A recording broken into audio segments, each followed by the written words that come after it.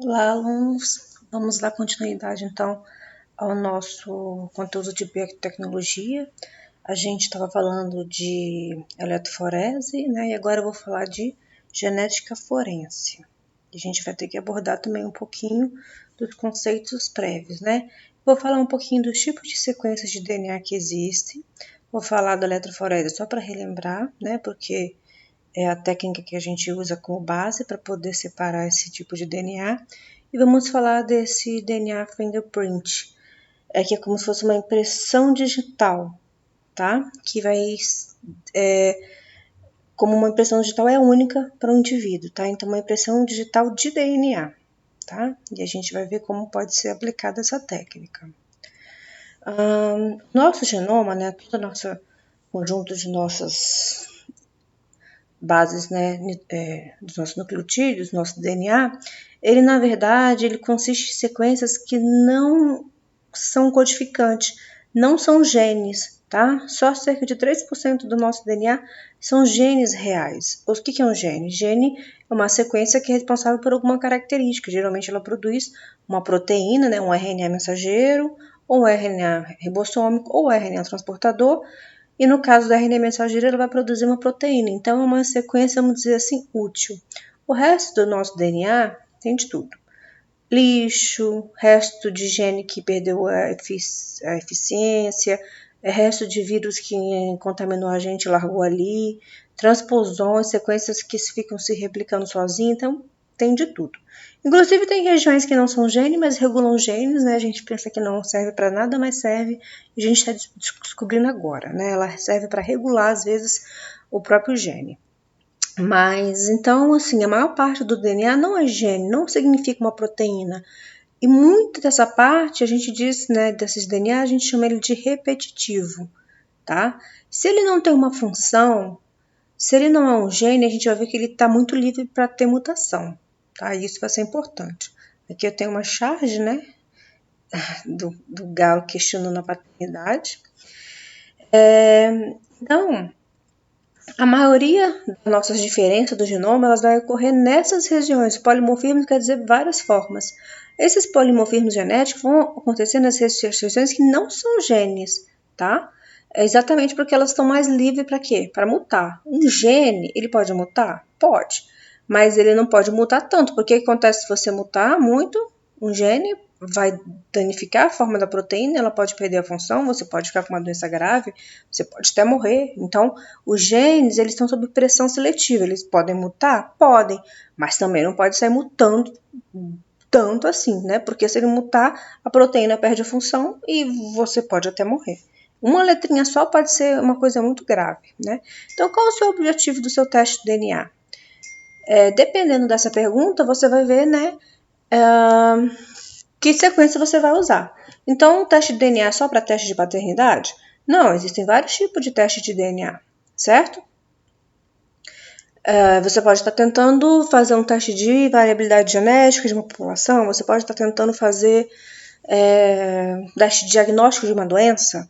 Se você quer testar uma doença, você tem que escolher o gene específico para aquela doença. Quero testar anemia falciforme, então eu vou pegar o gene específico, né? E esse gene, ele não é diferente entre as pessoas, geralmente ele é muito parecido. Ele muda uma letrinha ou outra, tá? Então aqui, ó, eu tenho um gene COI, o citocromoxidase 1, ele é um gene codificante, ele produz uma proteína que participa da cascata de respiração na mitocôndria.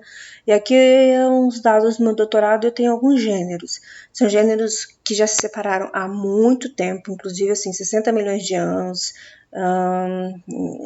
70, teve um que foi há 120 milhões de anos. São animais, grupos que se separaram há muito tempo, tá? Essas subfamílias. E isso é um gene. Você veja que por mais que eu tenha mutação, aqui todo mundo é A, todo mundo é T. Tá vendo que aqui mudou para A? Pode mudar? Pode, né? Os genes eles podem mudar, mas tem uma pressão. Nesse bicho não deve ter causado um dano tão grande. Não pode ter sido uma mutação silenciosa. Ele pode mudar, mas só em pontos específicos. Você vê que tem regiões, quando é importante para a forma da proteína, ela não muda. Inclusive, eu deletei aqui para mostrar, mas eu tenho uma tabela dessa gigante e eu posso botar animais inclusive humanos, né? Que a gente também tem esse gene. Você pode aqui eu só botei as vespas parasitoides. Eu posso botar mamíferos, humanos, que eu vou ter regiões besouro, abelha, você vai ver que vai ter regiões que são iguaizinhas. Então isso não serve para um teste de paternidade, né? Ou um teste forense para identificar um suspeito. Por quê? Porque você vai ver que vai ter muita gente isso aqui, porque eu estou olhando gêneros de indivíduos diferentes. Se eu pegasse vários indivíduos da mesma espécie, eu provavelmente teria isso aqui idêntico. O que eu vou fazer com um monte de sequência idêntica? Como eu vou identificar alguma coisa específica se todo mundo ali é igual? Inclusive existem genes, por exemplo, a histona H1, ela é igual numa vaca, numa ervilha, numa pessoa, num gato, ela não tem uma mutação, porque qualquer mutação nela é tão grave, né, que aquele indivíduo morre. Então, se eu quiser fazer um teste de paternidade com aquilo, não serve. Por quê? Porque eu posso ser filho de uma ervilha, porque meu DNA vai ser idêntico ao da ervilha. Então, existem genes que são parecidíssimos, conservados, e inclusive genes que são idênticos. Então, isso não serve. Eu tenho que fazer o quê para eu conseguir identificar alguém, né? Fazer uma genética forense? Eu tenho que pegar uma região que ela é tão variável, mas tão variável que só exista em mim, tá? Ela tem que ser única. Se for uma região codificante que todo mundo tem, não vai me ser útil. Então, por isso a pergunta, o que eu quero fazer? Eu quero testar uma doença, então eu procuro o gene daquela doença. Isso não serve para paternidade nem para forense, né? Então eu tenho que pensar qual é o objetivo do meu teste para eu saber que tipo de gene. Quero fazer um teste evolutivo? Também tenho que pensar, vou usar um gene nuclear? Vou usar um gene mitocondrial? Um gene que evolui mais rápido? Um gene que evolui mais devagar? Então eu tenho que conhecer os tipos de sequência. As sequências não são todas iguais, né, no genoma. Falando disso, a gente vai falar então dessa genética forense, né? Aqui eu tô mostrando uma charge também. Ele pintando a mulher, em vez de pintar a mulher, né? Ela, na verdade, é o DNA dela. Essas bandinhas significam o DNA dela. Então, você, na verdade, no fundo, você é isso, né? Uma receita dessa, você faz uma outra pessoa igual a essa. Então, isso começou aí por volta da década de 80, né? E aí, alguns pesquisadores descobriram essa região altamente variável, repetida, né? E elas são capazes de individualizar uma pessoa, ou seja, ela é única. Então tem que ser uma região muito repetida, ela é muito passível de mutação para ser tão variável que só aquela pessoa tenha. Um gene que todo mundo tem e a sequência extremamente parecida não serve. Então, em 85, né, esse pesquisador ele botou isso como impressão digital do DNA. Por quê? Porque só você tem a sua impressão digital, igual você, não é única, não existe ninguém igual. O DNA, então, seria da mesma forma. Uma pequena diferença, né? Nesse caso, gêmeos idênticos, a impressão digital é diferente, porque ela é feita, né, a partir do líquido, lá no dedo do bebê, vai moldando, então não é genético. Agora, gêmeos idênticos você não consegue individualizar geneticamente, tá? Eles são idênticos. Você consegue separar gêmeos idênticos pela digital, mas você não consegue separar por DNA, tá? O DNA deles, eles são idênticos geneticamente. Então, a gente vai falar, né, como é o estudo, a gente usa o que a gente chama de VNTR, que é um número variável de repetição em tandem. Então, eu tenho um número variável de repetições. O que quer dizer em tandem? Em tandem quer dizer um seguido do outro, um seguido do outro. Então, existe uma enorme variabilidade, você tem vários desses tipos dessas sequências. As sequências, elas são iguais, tá? Só que você tem um número de repetição totalmente diferente, mas você veja que é igual, ó. A, G, T, C, G, G, T, A, G, mesma coisa aqui. Só que em tandem quer dizer que é igual um trenzinho, um atrás do outro. E o número disso pode variar de 9 a 100 pares de base, tá? Então, um tem 5, outro tem 8, outro tem 52, é totalmente variável, tá? A gente chama isso de mini satélite, né? Ele repete uma sequência de 10 a 100 nucleotídeos. Isso aqui pode variar também, não é só essa sequência, tem vários tipos de sequências e eles vão se repetindo de 5 a 50 vezes, tá? Um atrás do outro. E o número de repetição é diferente entre os indivíduos, mas a sequência repetida em si não é diferente. Está vendo que esse indivíduo é diferente desse. Você veja que a sequência é a mesma. O que vai variar é o número de repetição. Por isso o nome. o número, né, variável de repetição em tandem, tá?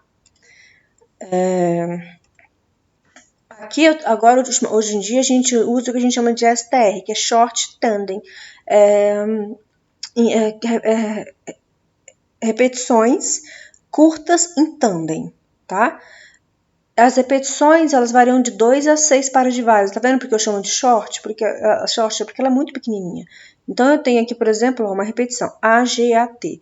Aí aqui vai ser o quê? AGAT, AGAT, AGAT, AGAT. É a mesma repetição, só que lá eu poderia ter até 100 dessas letrinhas, né, em tandem. Aqui não. Ela vai de até 6, geralmente, tá? Essas letrinhas aqui. E aqui eu posso ter o número variável delas em tandem, tá? Então, eu vou ter locos, aí eu escolho, né? Aqui eu tenho os locos que nos cromossomos, aí eu dou esses nomes aqui, que quer dizer uma sequência conhecida, que eu sei que ela é repetida e ela vai ser variável entre as pessoas, tá bom? E aqui eu chamo de microsatélites. Essas regiões repetidas em tandem. E aqui eu tenho, esse aqui são o nome de locos gênicos, depois vocês vão ver que a gente vai ver esses nomes de novo, tá bom? É uma sequenciazinha. E agora, o que eu faço com isso? Esse é o conhecimento básico, né? O que eu faço agora?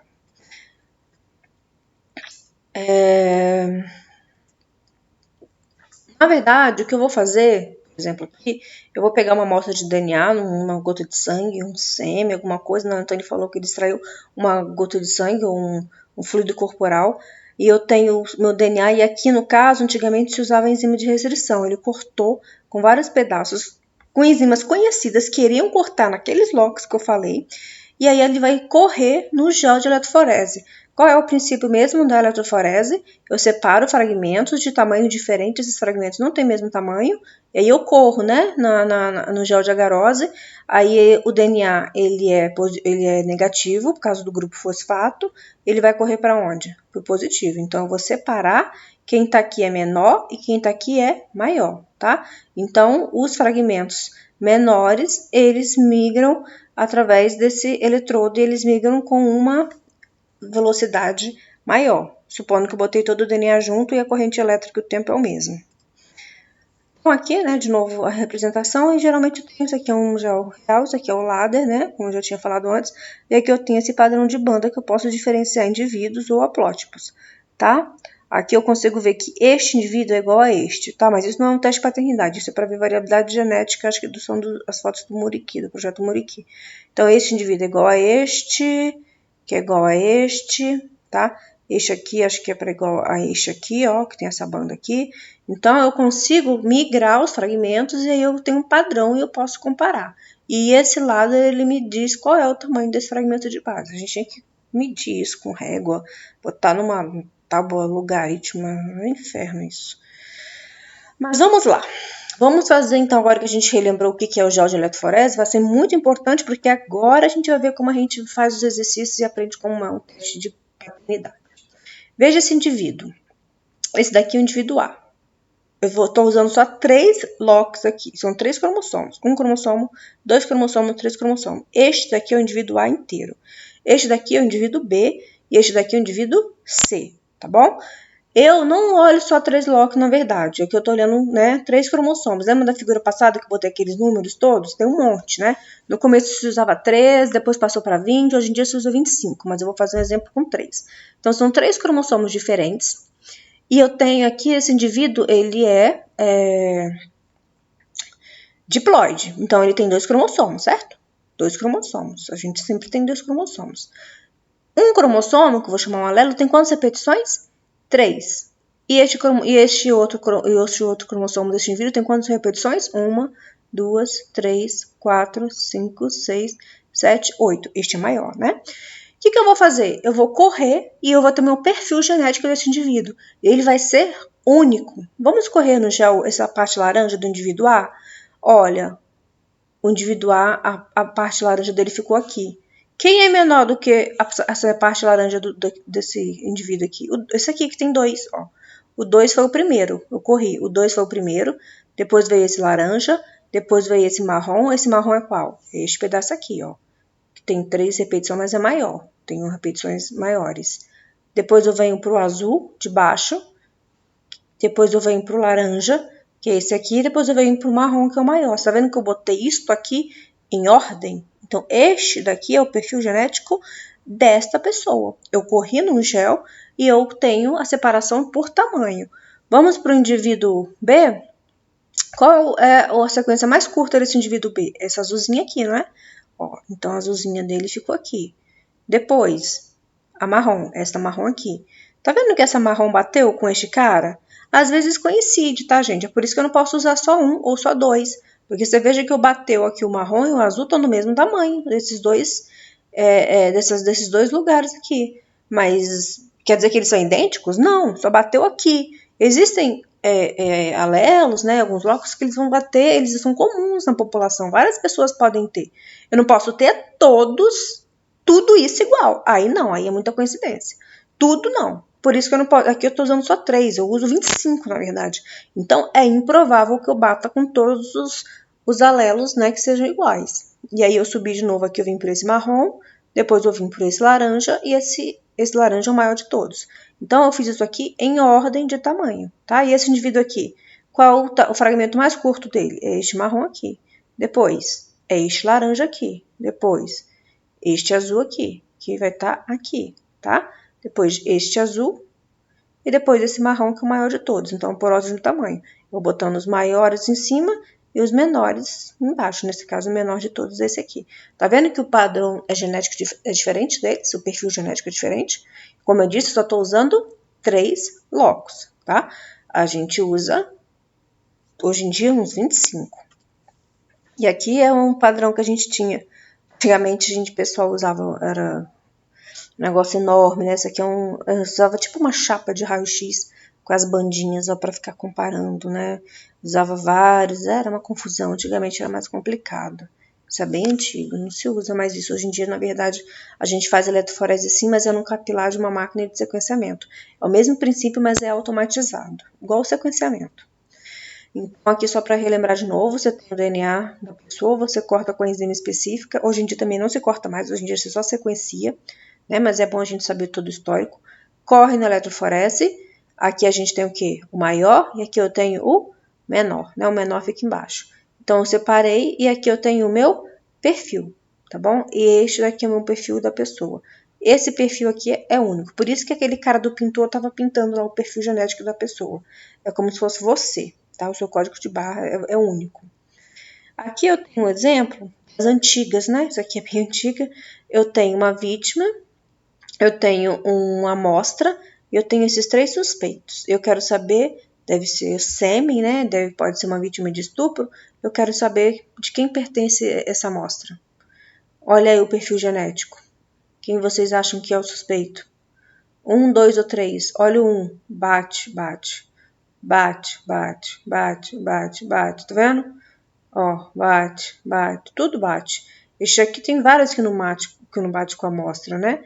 Então, quem é que bateu perfeitamente com a amostra de sêmen encontrada na vítima? Suspeito 1. Então, é ele. Por quê? Porque não existe 2 pessoas iguais, a não ser que ele tenha irmão gêmeo. Aí eu não sei como é que vai fazer se ele tiver irmão gêmeo.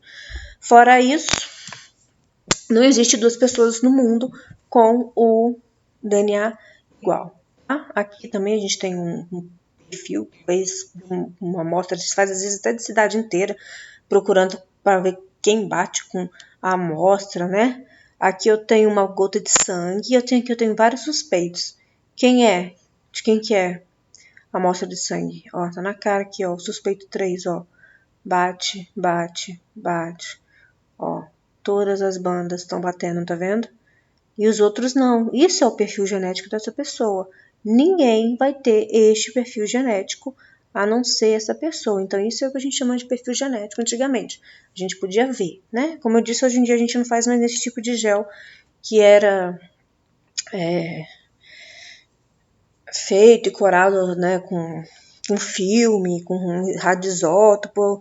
Isso era mais antigamente. Hoje em dia a gente faz um sequenciador e ele já te dá o número das repetições. Isso eu mostrei para vocês no caso de genética forense. Eu quero encontrar um suspeito, o suspeito tem que ser idêntico a ele, né? Então tem que achar alguém que tenha amostra. Achei um esperma, né? Uma pessoa foi estrangulada com um fio e aí ficou a pele da pessoa que estrangulou no fio que foi a pessoa foi enforcada. Você faz a amostra de DNA, vai bater, você vai procurando um suspeito. Às vezes você tem a amostra, né? Já aconteceu isso, você tem a amostra, de DNA, mas você não tem um suspeito. E você vai procurando, vai procurando. Um dia você pega ele, né? Se você for preso até por uma multa de trânsito lá nos Estados Unidos, eles têm um banco genético que às vezes você achou uma vítima, você não faz ideia de quem seja o assassino. Você joga no banco de dados, vai dizer quem é na hora, tá? E vai bater na hora. Então, esse é o perfil genético único da pessoa. Aqui ele tá falando pra gente resolver um testezinho simples, só pra vocês treinarem. Eu tenho 3 indivíduos suspeitos, A, B e C, e eu tenho um DNA obtido na cena do crime, F. Quem é o culpado? Tá? Aí ele fala que ele usou o VNTR e quem é o culpado. Então aqui é a amostra na cena do crime. Eu tenho que achar o suspeito. Quem é? Ó, essas bandas batem, tá vendo? Podem ter bandas iguais. Então essa banda aqui eu não sei. Foi o A ou B? Não sei. Olha essa aqui. Não sei. Agora olha essa aqui. Essa banda existe aqui, aqui não existe. Tá? Olha essa aqui. Só existe aqui. Olha essa. Todas as bandas batem com B. Por mais que eu tenha bandas que batam com A, mas não são todas. Todas um match perfeito, né? Uma coisa que bata perfeitamente, só B, tá? Então, quando vocês forem fazer exercício, não é porque você encontrou uma banda que já é o culpado. Uma banda pode, 2, 3, não pode, é todas perfeitamente, porque daí é coincidência demais. Então, é assim que a gente faz o teste, né? Para encontrar suspeitos. Então, eu estou procurando alguém idêntico. Quando eu for falar de teste de paternidade, aí já é diferente. O seu filho é idêntico a você? Não, né? O seu filho vai ter a metade do seu DNA. Aí a lógica é um pouquinho diferente. Aqui eu vou falar para vocês, o princípio é o mesmo, a gente também trabalha com as bandinhas, mas como eu faria um teste de paternidade. Então aqui eu tenho a mãe, o óvulo, o espermatozoide do pai. Então esse é o perfil genético da mãe, esse é o perfil genético do pai. E aí, para eu saber quem é filho de quem, eu geralmente parto do princípio, eu vou pelo filho. O filho tem uma banda, a banda existe. Se a banda existe, ou ela veio do pai ou ela veio da mãe. Então o filho não vai ser idêntico nem ao pai ou à mãe, ele é uma mistura do pai e da mãe. Só que se a banda está lá, ele herdou o DNA de alguém. Ou tem que estar na mãe ou tem que estar no pai. Se não tiver em alguém é porque está errado. Então essa banda aqui é igual a quem? É da mãe, tá batendo. Essa banda aqui é igualzinha de quem? Do pai. Essa banda aqui é igual de quem? Do pai. E essa banda aqui é igual de quem? Da mãe. Bateu todas as bandas, então ele é o filho biológico, né? Olha essa banda aqui. Não tem. Não tem no pai e nem na mãe. Olha essa banda aqui. Tem na mãe. Olha essa banda vermelha aqui. Não tem na mãe, não tem no pai. Essa aqui tem na mãe. E essa aqui tem na mãe. Então essa banda existe. Essa banda não existe na mãe. Se não existe na mãe, de onde foi que veio essa banda? Do pai. Então tem que estar no pai. Se não está neste pai, é porque ele não é o pai, tá? O pai dele que passou para ele. Então eu não sei quem é o pai. Então eu sempre olho o filho, tá? Eu olho pela banda do filho. Esse desenho aqui é bem simples, tá? Como eu disse também, não é só 2 bandinhas, né? Que ele tá olhando só 2 locos. A gente faz com muitos locos. Aqui, ó, o amarelinho, de quem que veio? Do pai. O azul, da mãe. Esse aqui, do pai e da mãe, tá? Então, esse também é filho. E esse aqui? Esse aqui tem bandas que não bate nem com o pai nem com a mãe. Então, ele foi trocado ou ele é adotado, tá bom? Pode acontecer também. Então, este filho aqui é filho só dessa mãe, mas não é desse pai aqui. O F1 e o F3 é filho desse casal, pai e mãe. E esse F4 não é filho nem da mãe e nem desse pai. É de outra pessoa, tá bom? É adotivo, é trocado, alguma coisa do tipo. Aqui é um teste real pra gente ver. Mãe, criança, macho 1, macho 2, né? Homem 1, homem 2. Olha, a criança tem essa banda. Quem tem essa banda? A mãe tem? Não. Quem tem que ter? O pai. Esse cara tem? Tem. Esse aqui também parece ter. Então, não sei. Vamos sempre olhar para a criança. Essa criança tem essa banda. De onde veio essa banda? A mãe tem? Tem. Então tá explicado. Essa criança tem essa banda.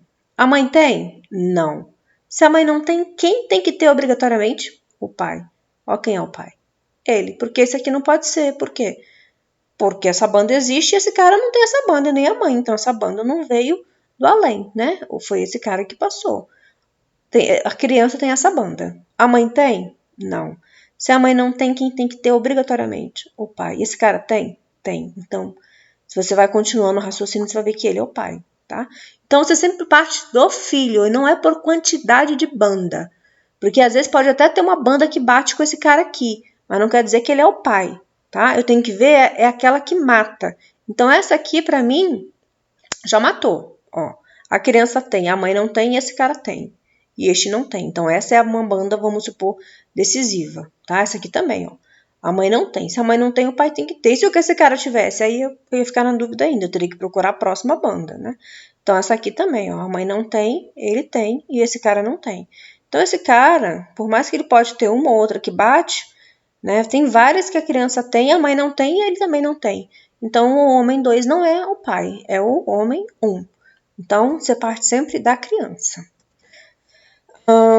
Os testes modernos, né, a gente conta o número de repetição, como eu falei, mas eles não vão vir mais desse jeito, igual eu vi ali com aquele monte de listrinha. Ele vai vir, na verdade, com os números. Então, aqui são os alelos que eu falei para vocês, né, que o pessoal gosta de usar, que tem 1, 2, 3, 4, 5, 6, 7, 8, 9, 10, 11, 12, 13, 14, 15, 16. Como eu falei, começou com 13, os últimos que eu vi estão com 25 já. Aqui, esse cara tem 8 repetições de um cromossomo, né? Ele tem 2 cromossomos, um do pai e um da mãe. E aqui também tem 8. Então, quando o sequenciador lê, ele dá um pico só, 8. Porque ele é homozigoto, ele tem os 2 alelos iguais. Pode acontecer? Pode. E esse cara aqui, 10 aqui e 9 aqui, olha o que ele faz.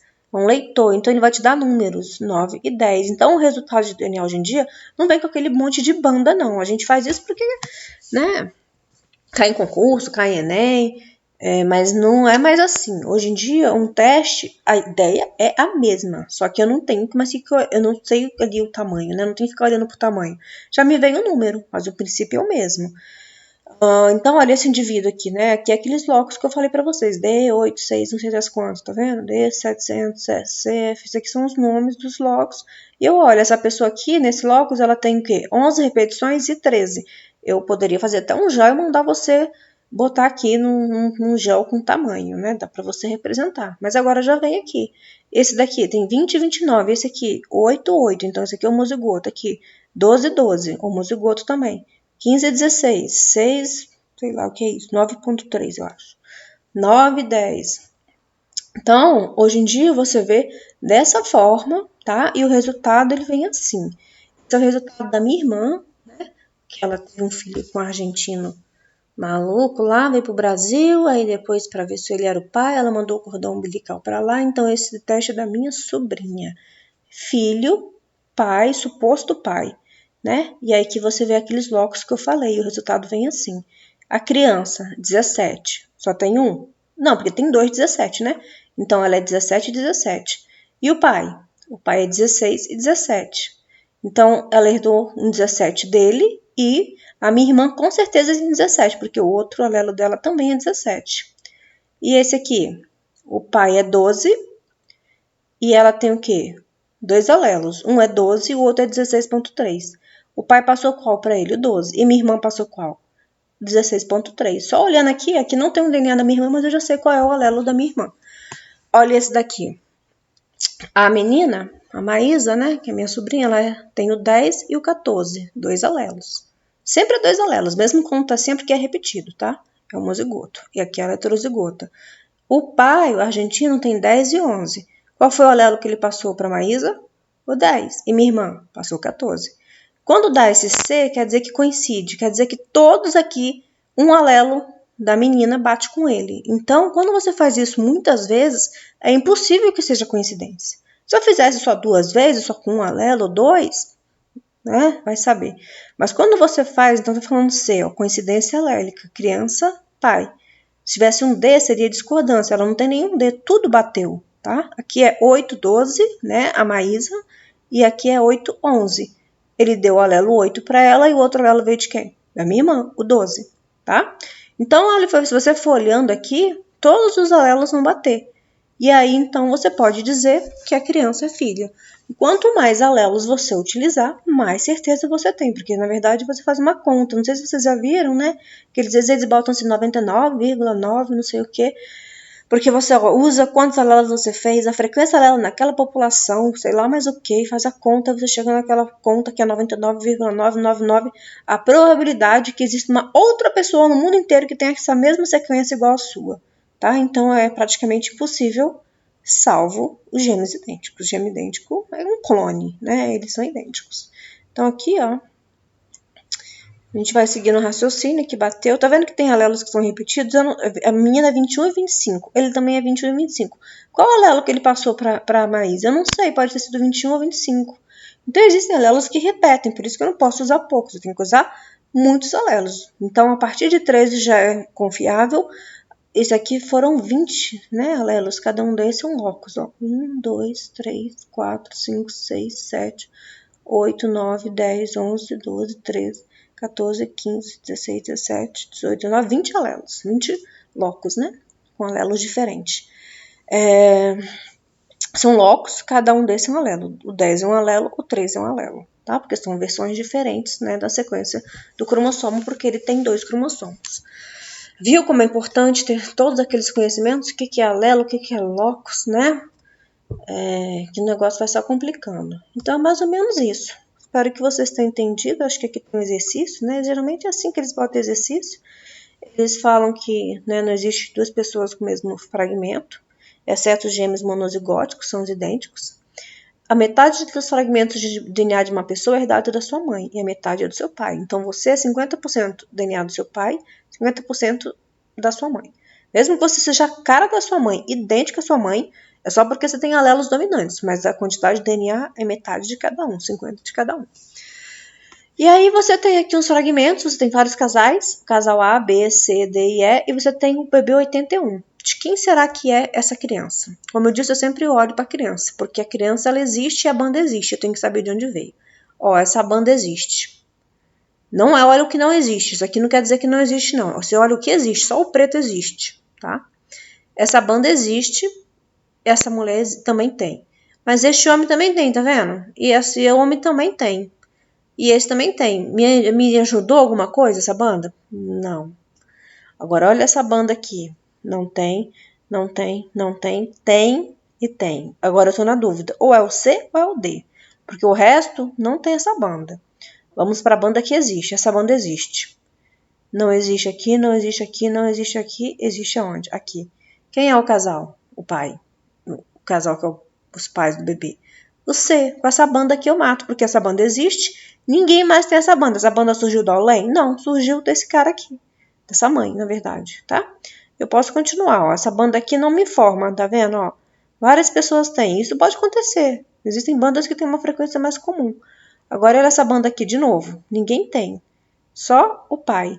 A outra, a mãe tinha e esse aqui só o pai tem. Então, com certeza, se eu fosse marcar, eu diria que o casal, né, que é o pai do bebê, seria a letra C. Então, é mais ou menos isso que eu tenho para passar para vocês, né? Conceitos de sequências gênicas, eletroforese, o DNA fingerprint, que eles chamam, né? E teste de paternidade. E agora é praticar e exercitar.